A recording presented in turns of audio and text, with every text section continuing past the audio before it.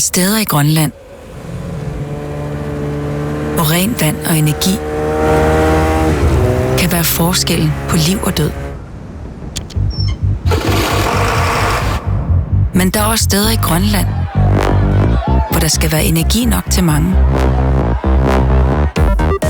Hvor naturens kræfter er de eneste, der er store nok, rene nok. Det er den energi, vi har så meget af, at vi kan eksportere den til resten af verden. Den energi kan gøre os uafhængige. Uafhængig af fossilt brændstof. Og uafhængig af andre lande. For vi kan selv. Og vi vil selv.